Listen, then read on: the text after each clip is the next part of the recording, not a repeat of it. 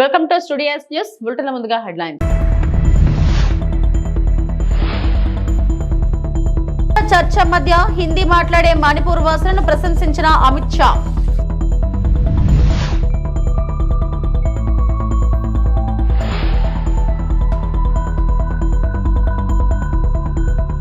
YS Jagan ని కలిసిన కరేడు గ్రామ రైతులు.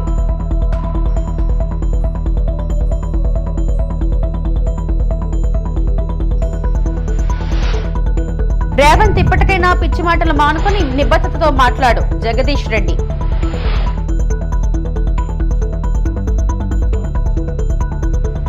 కేంద్ర హోంమంత్రి అమిత్ షా ఇటీవల తన ప్రసంగంలో మణిపూరి యువత హిందీ మాట్లాడే నైపుణ్యాలను ప్రశంసించారు. వారిని అద్భుతమైన మరియు స్ఫూర్తిదాయకమైనవి అని అభివర్ణించారు. ఈశాన్య ప్రాంతంలో భాషా విధానాలు మరియు సాంస్కృతిక గుర్తింపుపై కొనసాగుతున్న చర్చల మధ్య ఆయన వ్యాఖ్యలు వచ్చాయి. షా ప్రకటన మణిపూర్ లో భాషా రాజకీయాలపై ప్రశంసలు మరియు కొత్త చర్చ రెండింటిని రేకెత్తించింది. मैं जब मणिपुर पहली बार गया कुछ युवाओं से बात कर रहा था तो बहुत अच्छी तरीके से हिंदी में बात कर रहे थे. मुझे आश्चर्य हुआ. मैंने पूछा कि आप इतनी हिंदी कैसे बोल सकते हो. उन्होंने हेमम नीलमणि सिंह का नाम दिया. उन्होंने भाषाई एकता के लिए पूरा जीवन काम किया. मैं पार्टी का अध्यक्ष था तब पूरे उत्तर पूर्व का 31 दिन तक मैंने दौरा किया था नॉर्थ ईस्ट का, और नॉर्थ ईस्ट को उस दृष्टि से देखने का प्रयास किया था जो आजादी के संग्राम के वक्त वहां के नेतृत्व ने देश को देखने के लिए किया था.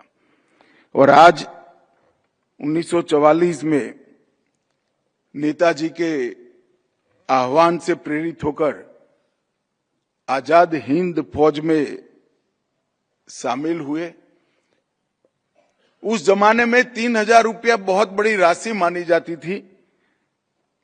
पूरी की पूरी अपने पास जो पूंजी थी वो नेताजी को समर्पित की, और 45 तक वे गिरफ्तार नहीं हुए. 46 में जेल से रिहा होकर मोइरांग लौटे और बाद में सेवा, शिक्षा और सहकारिता तीनों को जीवन बनाकर जीवंत पर्यंत काम कर गए. मैं जब मणिपुर पहली बार गया कुछ युवाओं से बात कर रहा था तो बहुत अच्छी तरीके से हिंदी में बात कर रहे थे. मुझे आश्चर्य हुआ. मैंने पूछा कि आप इतनी हिंदी कैसे बोल सकते हो. उन्होंने हेमम नीलमणि सिंह का नाम दिया. उन्होंने भाषाई एकता के लिए पूरा जीवन काम किया. और आज मैं मानता हूं कि उनके जीवन को इतने बड़े फोरम के अंदर देश के इतने बड़े बड़े लोगों के बीच में याद कर एक उचित ही सम्मान. రామోజీ ఫిలిం సిటీలో శ్రీ మద్భాగవతం చిత్రీకరణ తెలంగాణకే గర్వకారణమని సీఎం రేవంత్ రెడ్డి అన్నారు. రామోజీరావు ఫిలిం సిటీని అద్భుతంగా నిర్మించారు. రామోజీ ఫిలిం సిటీ దేశంలోని యూనిక్ స్టూడియో. ఇది తెలంగాణలో ఉందని చెప్పేందుకు గర్విస్తున్నానని సీఎం చెప్పారు. రామోజీ ఫిలిం సిటీలో జరిగిన శ్రీ మద్భాగవతం పార్ట్ 1 చిత్రీకరణ ప్రారంభోత్సవంలో ఆయన పాల్గొని మాట్లాడారు. రామాయణం సీరియల్ ద్వారా దూరదర్శన్ ప్రజలకి చాలా ప్రజలకి దగ్గరగా దూరదర్శన్కు ఒక గుర్తింపు వచ్చిందని చెప్పడంలో ఆశ్చర్యం లేదు.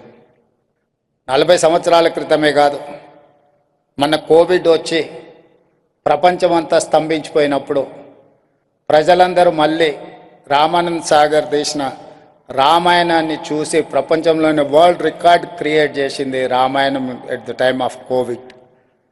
అట్లాంటి కుటుంబం నుంచి 3వ తరం రామానంద్ సాగర్, మోతీ సాగర్, ఈరోజు ఆకాష్ సాగర్ ఈ మూవీ తీయడానికి ముందుకు వచ్చి ఒక అద్భుతమైన దృశ్యకావ్యాన్ని తీస్తున్నందుకు వారిని అభినందిస్తున్నా. ఇదే సందర్భంగా తెలంగాణ రాష్ట్రం, Telangana rising 2047 our vision document is we are planning for our vision document. We have one chapter in film industry. అందులో రామోజీ ఫిలిం సిటీ ప్రేరణగా not only Tollywood, Bollywood, now we are focusing on Hollywood. Whoever wants to make an English movie, they can come, they can have they have Ramoji Film City. We are planning for that. ప్రఖ్యాత engineer doctor KL రావు 124వ జయంతి వేడుకల సందర్భంగా Vijayawada Durga ghat international model guest house దగ్గర doctor KL రావు విగ్రహానికి మంత్రి నిమ్మల రామానాయుడు పూలమాల వేసి నివాళులు అర్పించడం జరిగింది. అనంతరం జరిగిన కార్యక్రమంలో పాల్గొని పలువురు సీనియర్ ఇంజనీర్లకు సన్మానం చేయడం జరిగింది.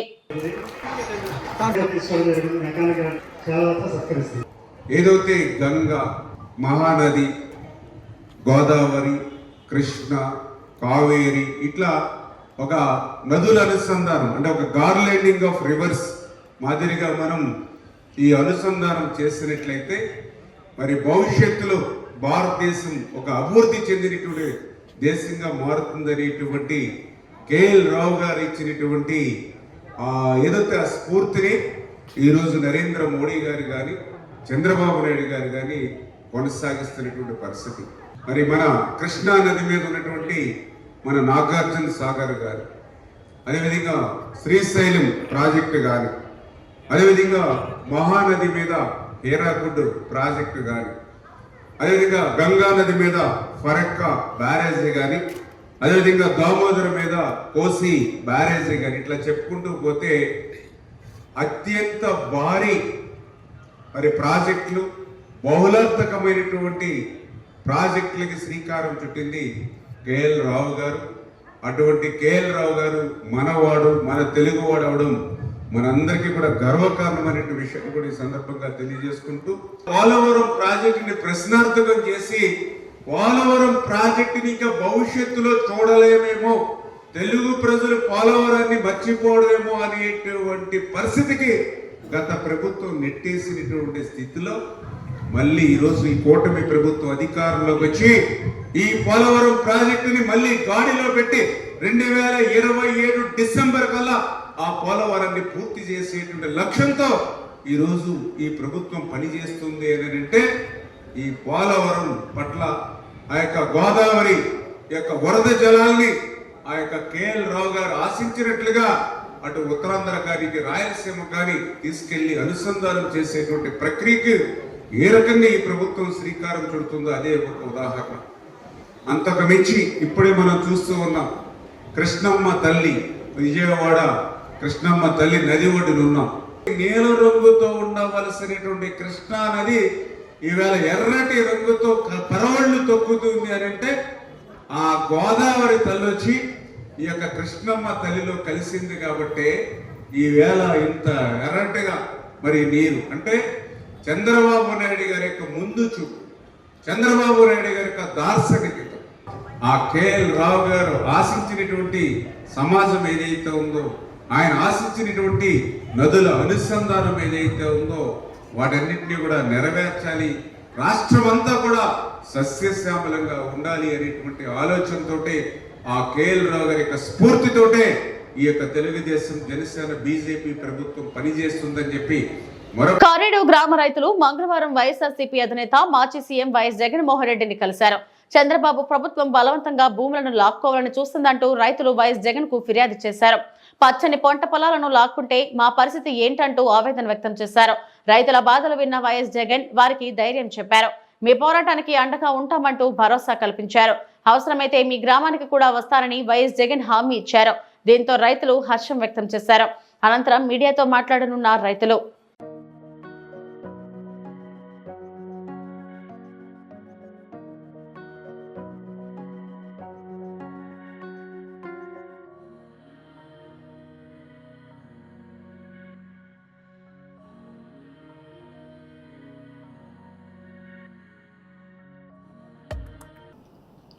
ఉలవపాడు మండలం కరేడు పంచాయతీలో గత 2-3 నెలలుగా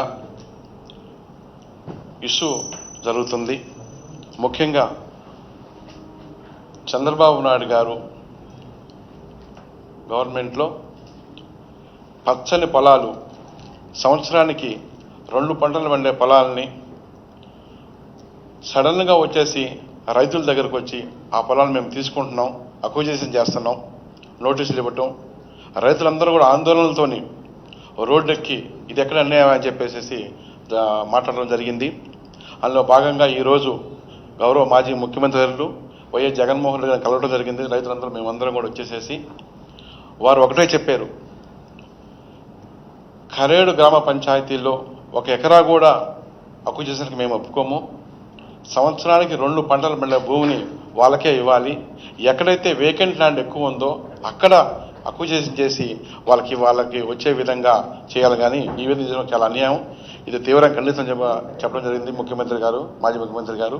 ముఖ్యంగా ఎవరైతే ఇండో సోలార్ కంపెనీ ఉందో వాళ్ళకి ఆల్రెడీ మా హయాంలో మేము పొలం ఇవ్వడం జరిగింది. వాళ్ళ దగ్గర 500 కోట్ల డబ్బులు తీసుకొని రైతులకు ఇవ్వడం జరిగింది. అక్కడ అలాట్ చేసిన భూమిని అక్కడ ఇవ్వకుండా ఇక్కడ పంపించడం మరణం ఏదో మాకు అర్థం కావట్లేదు. దాని మీద కూడా మాట్లాడటం జరిగింది. తప్పకుండా రాబోయే రోజుల్లో వైఎస్ఆర్ కాంగ్రెస్ పార్టీ అండగా ఉంటుంది రైతులకు కూడా అని చెప్పడం జరిగింది. దాన్ని ఉద్దేశించి రైతులందరూ కూడా మాట్లాడటం జరుగుతుంది. మిరియం శ్రీనివాసులు ఈ రోజున ప్రతిపక్ష నేత గౌరవనీయులు జగన్మోహన్ రెడ్డి గారిని రైతు బృందం కలవటం, మాకు పూర్తి సహాయ సహకారాలు అందించాలని, మా భూములపై రాష్ట్ర ప్రభుత్వం కన్నేసిందని, మా భూముల్లో ఏమన్నా నిధులు నిక్షేపాలు ఏమన్నా ఉంటే కావాలని అదే భూములు కావాలని పట్టుబడుతున్నారో ఏంటోననేటువంటిది కూడా మేము జగన్మోహన్ రెడ్డి గారికి తెలియపరిచాం. అయితే జగన్మోహన్ రెడ్డి గారు స్పష్టంగా ఏం చెప్పారంటే, మీ రైతులకు అండగా ప్రకాశం జిల్లా, నెల్లూరు జిల్లా 2 జిల్లాల ప్రజాప్రతినిధులు పార్టీ పరంగా మీకు పూర్తిగా అండదండలు అందిస్తారని, భవిష్యత్తులో మీకు అవసరమైనప్పుడు నా అవసరం ఎప్పుడుందో ఆ టయాన నేను వచ్చి రైతుల పక్షాన పోరాటానికి మీ గ్రామానికి వస్తానని తెలియజేశారు. దాని సందర్భంగా ఆయనకి ప్రత్యేక ధన్యవాదాలు తెలియజేస్తున్నాం. ప్రభుత్వం ఎంత నిర్బంధాలు ప్రయోగించినా మా గ్రామంలో ప్రాణమైనా ఇస్తాం, కానీ సెంటు భూమి కూడా ఈ ప్రభుత్వానికి ఇవ్వమని, పచ్చని పంట పొలాలలో మీరు చేసేటువంటి పారిశ్రామిక పేరుతో రాజకీయ నాయకులు మా భూములపై రియల్ ఎస్టేట్ వ్యాపారం చేయడానికి Indo solar. CM Revanth Reddy తెలంగాణకు చేసిందేమీ లేదని, చెప్పుకోవడానికి ఏమీ లేదని మాజీ మంత్రి సూర్యాపేట ఎమ్మెల్యే జగదీష్ రెడ్డి అన్నారు. లేని గొప్పలు చెప్పుకోవడం ఆయనకు అలవాటేనని విమర్శించారు. నానాటికి ఆయన తన స్థాయి మరిచి మాట్లాడుతున్నారని మండిపడ్డారు. బీఆర్ఎస్ పార్టీ నాయకులతో కలిసి తెలంగాణ భవన్ లో మీడియాతో మాట్లాడారు. రేవంత్ రెడ్డి అసత్యాలతో సంస్కారం లేకుండా మాట్లాడుతున్నారన్నారు. కేసీఆర్ ప్రభుత్వం రేషన్ కార్డులు ఇవ్వలేదని, అబద్ధాలు మాట్లాడుతున్నారని మండిపడ్డారు. హామీల పేరుతో ప్రజలను మోసం చేస్తున్నాడని చెప్పారు. కేసీఆర్ హయాంలో 6,47,479 కొత్త రేషన్ కార్డులు పంపిణీ చేశామన్నారు. మరి మా హయాంలో రేషన్ కార్డుల పంపిణీ జరగలేదని అంటున్న రేవంత్ చెంపదెబ్బకు సిద్ధమా అని ప్రశ్నించారు. నీకు జ్ఞానము ఎదగలేదు, సంస్కారము ఎదగలేదు ముఖ్యమంత్రి స్థాయికి. ఇక నువ్వు మాట్లాడిన అబద్ధాలు నవ్వుకుంటున్నారు ప్రజలు. ఏం మాట్లాడినోను? రేషన్ కార్డుల మీదనే మాట్లాడదాం. మొట్టమొదలు గత ప్రభుత్వ హయాంలో, కేసీఆర్ ప్రభుత్వ హయాంలో ఒక్కటి కూడా ఇవ్వలేదు. ఇప్పుడు మేము వచ్చినాకనే ఇస్తున్నాం 10 ఏళ్ల తర్వాత. అసలు రేషన్ కార్డులు ఇవ్వటం ఏంది, ఇంకా రేషన్ కార్డుల కొరకు ఎదురు చూడేం తర్వాత మాట్లాడతా. కానీ మేము రేషన్ కార్డులు ఇచ్చినాం మా ప్రభుత్వ హయాంలో అని చెప్పడానికి నీ బట్టి విక్రమార్క సాక్ష్యం. మీ బట్టి విక్రమార్క మూతికి గుడ్డ కట్టుకొని పంచుతున్నాడు చూడు రేషన్ కార్డులు. ఏ కాలంలో? ఇగో ఇది మహిళ చేతికి అందిస్తున్నాడు చూడు రేషన్ కార్డు. దాంట్లో రాసి ఉన్నది, అసెంబ్లీలో కాంగ్రెస్ ఫ్లోర్ లీడర్ బట్టి విక్రమార్క గారు 7వ తారీఖు జూలై 26, 2021 జూలై 25, 2021 ఆయన ట్వీట్లో పెట్టుకున్నాడు. ఇది ఎక్కడనో పేపర్లలో ప్రింట్ చేసి మేము ఇప్పుడు AI ద్వారా సృష్టించకరాలే. ఇది ఆయన ట్వీట్. మీరు ఇవాళ తీస్తే కూడా ఉంటుంది. ఈ 2 వారియే. ఓకే, ఇక మీరు ఈ మధ్యన ఎగిరెగిరి పడుతున్న కొత్త బిచ్చగాడు వీరు పొంగులేటి శ్రీనివాసరెడ్డి గారు. ఏంటిది?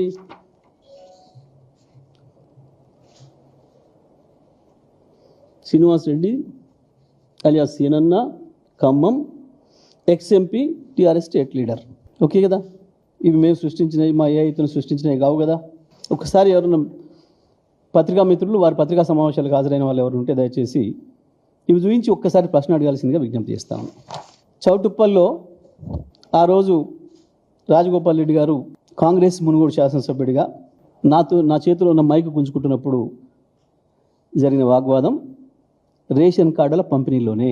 అక్కడ మా ఎమ్మెల్యే లేడు, నేను మంత్రిగా నేను ఈంచెల్లి పోతూ సూర్యాపేటకు పోతూ అందవే యాదాద్రి భువనగిరి కలెక్టర్ గారు సార్ మీరు ఇక్కడ కూడా ప్రారంభించిపోండి అని అంటే, సార్ నేను సూర్యాపేటకు వెళ్ళేది ఉందమ్మా, బోని అక్కడ చౌటుప్పల్ దారిలో ఉంటుంది, అక్కడ ఏర్పాటు చేయండి, నేను అక్కడ ప్రారంభం చేసిపోతా, అక్కడ స్థానిక ఎమ్మెల్యే గారిని కూడా పిలవండి అని చెప్పి, మేము పంచిన కార్డుల సంఖ్య 6.5 లక్షలు. మేము పంచిన కార్డుల సంఖ్య 6.5 లక్షలు, 6,47,479. ఇప్పుడు మీరు ప్రభుత్వంలో ఉన్నారు, లెక్కలు ఉన్నాయి అక్కడ. దీని మీద ఎవరైనా చర్చకు వస్తే ఇక నాకు ఉరేసుకుందాం, చెప్పు దెబ్బలు లాంటివి రావు. ఒక్క చెంపదెబ్బ చాలు. ఇది మీరు తప్పని నిరూపిస్తే నేను చెంపదెబ్బకు సిద్ధంగా ఉన్నా. ఇది నిజమని రికార్డులు చూపించిన మీ ప్రభుత్వ రికార్డులో కూడా ఉంది. అది నిజమే అయితే మీరు ఒక్క చెంపదెబ్బకు సిద్ధమా? నేను చెప్పుతో కొట్టుకోవడాలు, ఉరి శిక్షలు లాంటి పెద్ద డైలాగులు మాట్లాడను. ప్రాక్టికల్ సాధ్యమయ్యే విషయాలు మాత్రమే మాట్లాడుతాను. చేయాల్సుకున్నాయన్నా, చేసినాయైనా, ఏదైనా. ఓకే, సరిపోయింది అనుకుంటా మీకు. నర్సీపట్నం డివిజన్ పరిధిలోని మాకవరపాలెం మండలం ఎరకన్నపాలెం అటవీ ప్రాంతంలో గుట్టు చప్పుడు కాకుండా కొందరు వ్యక్తులు అక్రమంగా అడవిలో చెట్లు నరికి రోడ్డు నిర్మాణం చేస్తున్నారు. ఫారెస్ట్ సెక్షన్ ఆఫీసర్ వివేకానంద మాట్లాడుతూ, అక్రమంగా ఫారెస్ట్ ల్యాండ్ లో ఆదివారం రాత్రి చెట్లను నరికి రోడ్డు వేస్తున్నారన్న విషయం తెలియగానే తన సిబ్బందితో కలిసి హుటాహుటిన సంఘటన స్థలం వద్దకు వెళ్లి అడ్డుకోవడం జరిగిందన్నారు. రోడ్డు పనిచేస్తున్న 2 జేసీబీలు 2 ప్రొక్లైనర్లు పట్టుకుని స్వాధీనం చేసుకోగా సదరు వ్యక్తులు తమపై దాడి చేసి 2 జేసీబీలు పట్టుకెళ్లిపోయినట్లు తెలిపారు. ఈ విషయంపై పోలీసులకు ఫిర్యాదు చేయడం జరిగిందన్నారు. దీనిపై సంఘటన స్థలం వద్ద తమ సిబ్బందితో కాపలా ఉంచామన్నారు.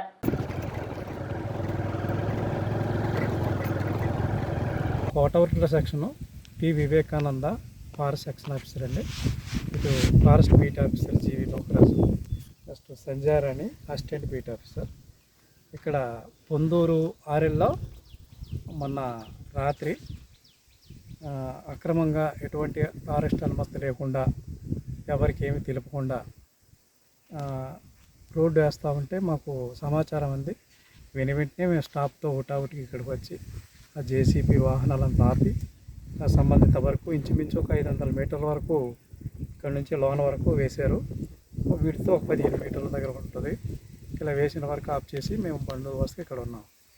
ఇప్పుడు ఈ వెహికల్స్ మీరు ఆఫ్ చేసిన వెహికల్స్ ఎక్కడ ఉన్నాయి? ఆఫ్ చేసిన వెహికల్ ఇక్కడ ఎదురున్నాయండి. సీజ్ చేశారు. సీజ్ చేసాము. తర్వాత పోలీస్ స్టేషన్ కూడా కంప్లైంట్ ఇచ్చాము.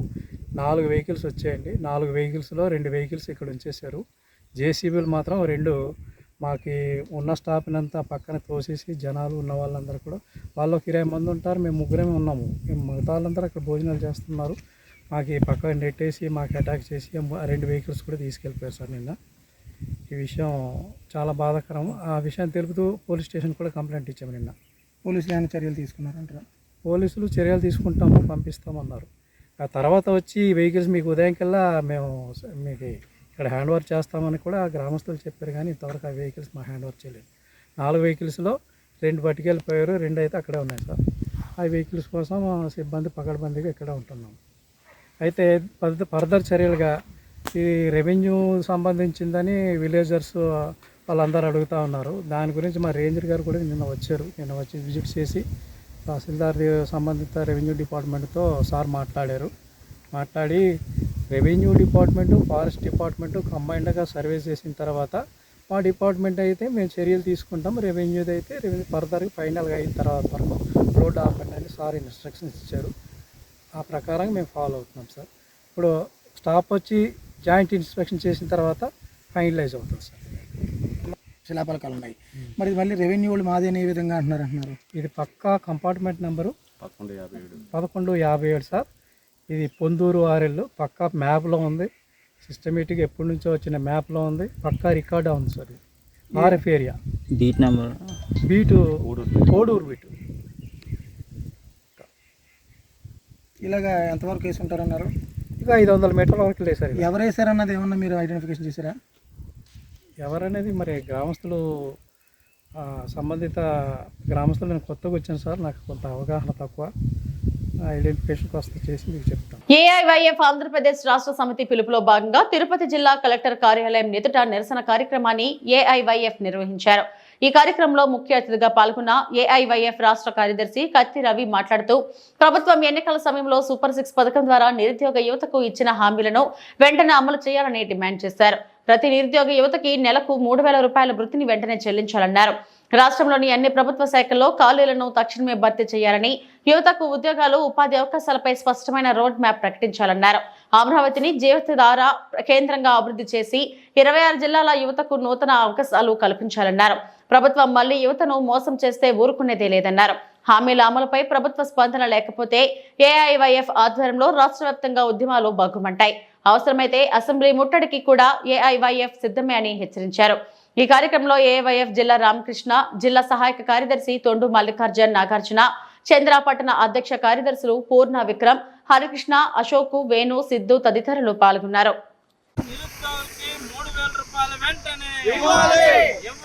రాష్ట్ర వ్యాప్తంగా నిరుద్యోగులకి నిరుద్యోగ వృత్తి వెంటనే ఇవ్వాలి. నిరుద్యోగులకి నిరుద్యోగ వృత్తి వెంటనే అమలు చేయాలి. నిరుద్యోగులకి 3,000 రూపాయలు వెంటనే అమలు చేయాలి. నిరుద్యోగులకి 3,000 రూపాయలు వెంటనే అమలు చేయాలి. రచించాలి నిరుద్యోగ పట్ల రాష్ట్ర ప్రభుత్వం ఉండే వైఖరి.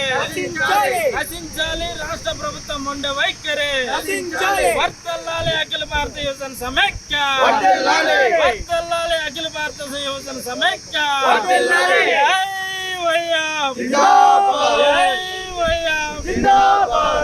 అమలు చేయాలి రాష్ట్ర ప్రభుత్వం నిరుద్యోగుల వృత్తి వెంటనే అమలు చేయాలి. రాష్ట్ర ప్రభుత్వం నిరుద్యోగులకి నిరుద్యోగ వృత్తి వెంటనే అమలు చేయాలి. అఖిల భారత యువజన సమైక్య రాష్ట్ర పిలుపులో భాగంగా ఈరోజు తిరుపతి జిల్లాలో కలెక్టర్ కార్యాలయం ముందు ఈరోజు నిరసన కార్యక్రమం చేపట్టడం జరిగింది. రాష్ట్ర వ్యాప్తంగా ఉన్నటువంటి నిరుద్యోగులకి ఎన్నికల ముందు ఇచ్చినటువంటి హామీలను కూటమి ప్రభుత్వం అమలు చేయాలనేసి ఈరోజు కలెక్టర్ కార్యాలయం ముందు నిరసన కార్యక్రమం చేస్తున్నాం. ఎన్నికల ముందు ఇచ్చినటువంటి హామీలు 3,000 రూపాయలు నిరుద్యోగ వృత్తి ఇస్తానని చెప్పి నిరుద్యోగుల దగ్గర కూటమి ప్రభుత్వం ఓట్లు వేయించుకొని ఇవాళ ఎన్నికల్లో గెలిచిన తర్వాత నిరుద్యోగుల పక్షాన ఏమాత్రం పట్టించుకోకపోవడంలో ఈరోజు రాష్ట్ర వ్యాప్తంగా అఖిల భారత యువజన సమైక్య నిరసన కార్యక్రమాలు చేస్తా ఉన్నాం. ఇప్పటికైనా కూటమి ప్రభుత్వం వెంటనే నిరుద్యోగ పక్షాన నిలబడి నిరుద్యోగులకు ఇచ్చినటువంటి హామీలు నిలబెట్టుకోవాలనేసి అఖిల భారత యువజన సమైక్య డిమాండ్ చేస్తున్నాం. అదేవిధంగా రాష్ట్ర వ్యాప్తంగా ఉన్నటువంటి ప్రభుత్వ శాఖల్లో ఇవాళ ఖాళీగా ఉన్నాయి పోస్టులు, అవి భర్తీ చేయాలనేసి కూడా డిమాండ్ చేస్తా ఉన్నాం. ఈరోజు కూటమి ప్రభుత్వం ఎన్నికల ముందు సూపర్ 6 పథకాలని చెప్పి ఆ రోజు అమలు హామీలు ఇవ్వడం జరిగింది. మేము గుంటమ్మ కోరికలు కోరలేదు. ఏదైతే కూటమి ప్రభుత్వం ఇచ్చినటువంటి సూపర్ 6 పథకాలను వెంటనే అమలు చేయాలనేసి మేము డిమాండ్ చేస్తున్నాం. లేకపోతే రాష్ట్ర వ్యాప్తంగా నిరుద్యోగుల్ని యువకుల్ని సమీకరించి ఈ రాష్ట్ర ప్రభుత్వానికి తగినంత బుద్ధి చెప్తామనేసి తెలియజేస్తున్నాం.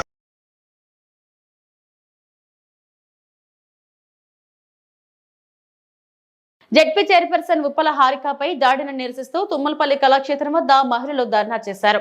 మహాత్మా జ్యోతిరావు పూలే విగ్రహానికి వైఎస్ఆర్సీపీ మహిళా విభాగం నేతలు వినతి పత్రం ఇచ్చారు. మహిళలపై దాడి చేస్తే హోంమంత్రి స్పందించలేదు. మహిళలపై దాడి చేస్తే అదే చివరి రోజన్న బాబు పవన్ ఎక్కడా అంటూ నిలదీశారు. టీడీపీ ఉన్మాదులను ఉత్పత్తి చేస్తుందంటూ వర్ధ కళ్యాణి ఆగ్రహం వ్యక్తం చేశారు. జెడ్పీ చైర్మన్ పక్క నియోజకవర్గంలో కూడా పర్యటించకూడదా? కూటమి పాలనలో ప్రజలు విసుగు చెందుతున్నారు. ఖచ్చితంగా చంద్రబాబు సర్కార్ ప్రజలు బుద్ధి చెప్తారని ఆమె హెచ్చరించారు. బాధ్యత ప్రభుత్వంది. దయచేసి మేము ఇక్కడ ఒకటే మేము మిమ్మల్ని కోరుకుంటున్నాం, డిమాండ్ కూడా చేస్తున్నాం. ఇప్పుడు ఇంతవరకు ఎన్ని దాడులు జరిగాయని ఇంత చేస్తున్నా కూడా చివరికి ఈ హారిక గారి మీద కూడా ఇంత దారుణంగా దాడులు చేయడం అనేది నిజంగా సిగ్గుచేటుగా అనిపిస్తుంది. ఖచ్చితమే తక్షణమే హోంమంత్రి గారు కావచ్చు, సీఎం గారు కావచ్చు, డిప్యూటీ సీఎం గారు కావచ్చు, ఖచ్చితంగా ఏదైతే నిందితులు ఉన్నారో వాళ్ళ మీద ఇమీడియట్గా యాక్షన్ తీసుకోవాలని తెలియజేస్తున్నాము. ఏదైతే మా చైర్మన్ గారు ఉన్నారో ఆమెకు నిజంగా సారీ చెప్పాలి. ఎందుకు చెప్పాలి? వీళ్ళు ఎవరైతే ఆమెను మళ్ళీ అంటే ఆమెను నడి రోడ్డు మీద దాడి చేసి ఆమెను అవమానపరిచింది కాక మళ్ళీ ఆమెను మహానటి అనడం నిజంగా ఎంత ఘోరం అండి. రెండోసారి తప్పు చేయడం, రెండోసారి ప్రభుత్వంలో ఉన్న పెద్దలు రెండోసారి ఇది తప్పు చేయడం అని నేను ఈ సందర్భంగా తెలియజేస్తున్నాను. ఎందుకంటే హారిక జెడ్పీ చైర్మన్ అయిన హారిక, ఉప్పల హారిక, ఆ అమ్మాయి ఎంత మంచిదంటే ఎక్కడైనా సరే వాళ్ళ మీడియాలో అయినా సరే ఒక్కసారి అమ్మాయిని అమ్మాయి మాట్లాడిన మాటలు కావచ్చు, అమ్మాయి ఏదైనా స్పీచెస్ ఇచ్చిన చోట కానీ అసభ్యకరంగా ఎక్కడ వాక్యాలు కూడా మాట్లాడే వ్యక్తి కాదు అమ్మాయి మనసు కూడా చాలా సెన్సిటివ్. సో అలాంటి అమ్మాయికి మళ్ళీ ఈ మహానటి అని బిరుదు ఇవ్వడం అనేది నిజంగా చాలా సిగ్గుచేటని అనిపిస్తున్నాం. తక్షణం వీళ్ళందరూ కూడా ఖచ్చితంగా మా జడ్పీ చైర్మన్ అయిన హారికకు క్షమాపణ చెప్పాలని కోరుకుంటున్నాం. మేము ఇక్కడికి వచ్చింది మా జడ్పీ చైర్మన్కి జరిగిన అన్యాయానికి నిరసన తెలియజేస్తూ అలాగే ఇక్కడ పూలే గారికి అమ్మాయికి న్యాయం చేయాలని ఒక వినతి పత్రం ఇవ్వడం జరుగుతుంది. సో ఇక్కడికి వచ్చిన మా మహిళా మండలందరికీ కూడా డాక్టర్ బిఆర్ అంబేద్కర్ విగ్రహ ప్రతిష్ఠా మహోత్సవ కార్యక్రమంలో పాల్గొన్న జిల్లా అధ్యక్షులు చిర్ల జగ్గిరెడ్డి. విశ్వభూషణ బోధిసత్వ భారతరత్న భారత రాజ్యాంగ నిర్మాత డాక్టర్ బిఆర్ అంబేద్కర్ విగ్రహ ప్రతిష్ఠా మహోత్సవ కార్యక్రమం ఈ రోజు కొత్తపేట గ్రామంలోని రెడ్డెప్పవారిపేటలో జరిగింది. ఈ కార్యక్రమానికి ముఖ్య అతిథిగా డాక్టర్ బిఆర్ అంబేద్కర్ కోనసీమ జిల్లా వైఎస్ఆర్ కాంగ్రెస్ పార్టీ అధ్యక్షులు చిర్ల జగ్గిరెడ్డి పాల్గొన్నారు. అనంతరం ఆయన మాట్లాడుతూ బోధించు, సమీకరించు, పోరాడు అనేటువంటి 3 మాటలు ఆయన చెప్పారో అవే ఈ రోజు కూడా మన జీవన శైలిని సక్రమంగా నడిపిస్తున్నాయని, మనందరం సమానమే, ఎవరు గొప్పవారు కాదు, ఎవరు చిన్నవాళ్ళు కాదు, మనుషుల్లో సమానత్వం ఉండాలని తెలియజేసిన నాయకుడు ఒక్క డాక్టర్ బాబాసాహెబ్ అంబేద్కర్ మాత్రమేనని ఆయన అన్నారు. ఈ కార్యక్రమంలో మాజీ అముడా చైర్మన్ గొల్లపల్లి డేవిడ్ రాజు, కొత్తపేట ఎంపీపీ మార్గాన గంగాధర్, కొత్తపేట మండల కన్వీనర్ ముత్యాల వీరభద్రరావు, ముసునూరి వెంకటేశ్వరరావు, కొత్తపేట మండల యూత్ ప్రెసిడెంట్ గొల్లపల్లి స్వరూపరాజ్ తదితరులు ముఖ్య నాయకులు కార్యక్రమంలో పాల్గొన్నారు. ఈ రోజు కూడా మనం చూస్తున్నాం. కానీ ఆ రోజు స్వాతంత్రం వచ్చిన తర్వాత ప్రపంచ దేశాలన్నీ భారతదేశంలోకి చూస్తూ ఉన్నాయి. ఈ యొక్క భారతదేశంలో విభిన్న కులాలు మతాలు ఉన్నాయి. వాళ్ళలో వాళ్ళే అన్నదమ్ములే కొట్టు చేస్తారు. వీళ్ళ దేశాన్ని వీళ్ళు పరిపాలించుకోలేరు, మళ్ళీ మాకే అప్పచెప్తారని ప్రపంచ దేశాలన్నీ చూస్తున్న తరుణంలో డాక్టర్ బాబాసాహెబ్ అంబేద్కర్ గారు ప్రపంచ మేధావిగా ఈ రాజ్యాంగాన్ని మనకిచ్చి ఈ రోజు వరకు మనం సక్రమంగా, ఆయన భౌతికంగా మన ముందు లేకపోయినా ఈ రోజు సక్రమంగా మనం ఈ రాజ్యాంగ వ్యవస్థలో ముందుకు నడుస్తున్నాం. ప్రపంచ దేశాలకి సమాధానం చెప్పిన నాయకుడు డాక్టర్ బాబాసాహెబ్ అంబేద్కర్ గారు అని చెప్పి సందర్భంగా అందరికీ మనవి చేస్తూ ఉన్నా. అలాగే ఈ మధ్య సినిమాలో లేదా వాట్సాప్ లో డైలాగ్ వస్తుంది, ఏం ఫీల్ ఉంది మావ అనేటువంటి డైలాగ్ ఏదో ఉంది. అలాగే మరి నేను సారి గతంలో ఎమ్మెల్యేగా చేసిన ఇవాళ డాక్టర్ బాబాసాహెబ్ అంబేద్కర్ గారు పేరు పెట్టిన నాయకుడు మళ్ళీ నన్ను డాక్టర్ బాబాసాహెబ్ అంబేద్కర్ గారి యొక్క జిల్లాకి అధ్యక్షుడే చేయడం నాకు కూడా ఏం ఫీల్ ఉందిరా మావా అని ఈ సందర్భంగా చెప్తున్నా. డాక్టర్ బిఆర్ అంబేద్కర్ కోనసీమ జిల్లా మండపేట నియోజకవర్గం రాయవరం గ్రామంలో జెడ్పీహెచ్ స్కూల్ ఆడిటోరియం నందు జరిగిన మహిళా భద్రతా చట్టాలపై అవగాహన కార్యక్రమంలో trainee DSP Pradeepthi, CI P Doraraju, SI D Suresh, consumer forum P Abhiram, గ్రామ అభివృద్ధి కమిటీ చైర్మన్ ఉండవల్లి రాంబాబు ఈ సందర్భంగా ప్రదీప్తి మాట్లాడుతూ మహిళలందరూ కూడా టెక్నాలజీ ఏ విధంగా వినియోగించుకోవాలి, టెక్నాలజీ వల్ల జరిగే ఉపయోగాలు, వాటి వల్ల వచ్చే అనర్థాలు క్లుప్తంగా వివరించి శక్తి అనే మొబైల్ యాప్ ద్వారా మహిళలకు ఎటువంటి రక్షణ కల్పిస్తుందో, ఆ యాప్ ద్వారా ఏ విధంగా మహిళలను రక్షించుకోవచ్చు అనే అంశం మీద ఆ యాప్ విద్యార్థులందరికీ మొబైల్ ద్వారా చూపించి విద్యార్థులకు పూర్తి అవగాహన కల్పించారు. ఈ శక్తి యాప్ ద్వారా మహిళలను రక్షించుకోవచ్చని తెలిపారు. విద్యార్థులు ఈ యాప్ మాకు ఎంతగానో ఉపయోగపడుతుంది, మహిళా భద్రత ఇటువంటి కార్యక్రమం ఏర్పాటు చేసి శక్తి అనే యాప్ ని మాకు వివరంగా తెలియపరిచినందుకు విద్యార్థులు అందరూ కూడా చాలా ఆనందం వ్యక్తం చేశారు. అంతేగాని ఒక బౌండరీ పెట్టుకొని ఇక్కడ ఆగిపోదాము అలాంటి ఆలోచనలు అయితే మనలో రానివ్వండి. బికాస్ ఆపర్చునిటీస్ చాలా ఉన్నాయి. జస్ట్ దట్ మనం తెలుసుకొని వాటిని కరెక్ట్గా యూటిలైజ్ చేసుకోవడం తెలియాలి. Okay, so and hasty decisions ఎప్పుడు తీసుకోకండి. ఏదో ఆవేశంగా ఎవరో తిట్టారేమో కొట్టారేమో వాళ్ళని వెంటనే రియాక్ట్ అయిపోవడం, ఇంటి నుంచి వెళ్ళిపోవడం, ఇలాంటి థాట్స్ అయితే మాత్రం రానివ్వండి. ఏదైనా ప్రాబ్లం ఉంటే డిస్కస్ చేయండి. ఇంట్లో పేరెంట్స్ ఉంటారు, సిబ్లింగ్స్ ఉంటారు, లేదంటే స్కూల్లో టీచర్స్ ఉంటారు. ఇప్పుడు జిఎంఎస్కేలో అన్ని మహిళా పోలీసులు మొత్తం మీకు ఎక్కడ కావాలనే అవైలబుల్ ఉంటారు. ఇఫ్ నాట్ అది కూడా క్రాస్ అయితే స్టేషన్, పోలీస్ స్టేషన్ ఉంటుంది. డిపార్ట్మెంట్ అనేది ఎప్పుడు సపోర్టివ్గా ఉంటుంది, ఆ సంగతి మర్చిపోవద్దు. అండ్ ఇంకో నెక్స్ట్ విషయం,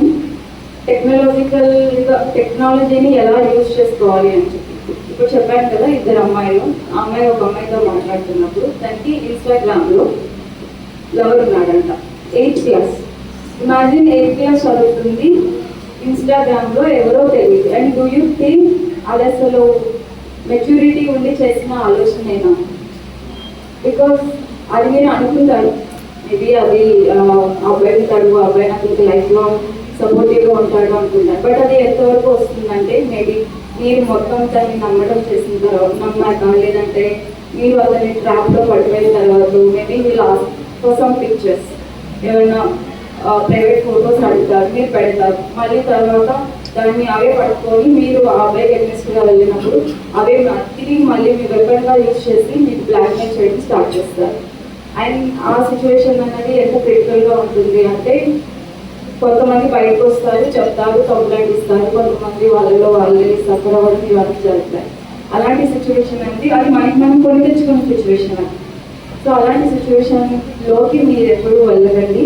బికాస్ టెక్నాలజీ అనేది double edge sword. Only phone ఒకటి యూజ్ చేసుకొని యూపీఎస్సీ ప్రిపేర్ అయ్యి క్రాక్ చేసి ఐఏఎస్ ఐపీఎస్ లైఫ్ వాళ్ళు ఉన్నారు.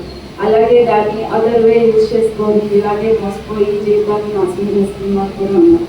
సో అది దేనికి యూజ్ చేసుకోవాలనేది మీ చేతుల్లో ఉంది. బికాస్ యు ఆర్ ఎడ్యుకేటెడ్ అని చదువుతున్నారు, ఎలా దాన్ని యూజ్ చేసుకోవాలి. ఇంకొకటి ఇప్పుడు ఈ శక్తి యాప్ గురించి కానీ ఇవి ఇప్పటివరకు నా బుల్టన్ అప్డేట్స్. నమస్తే.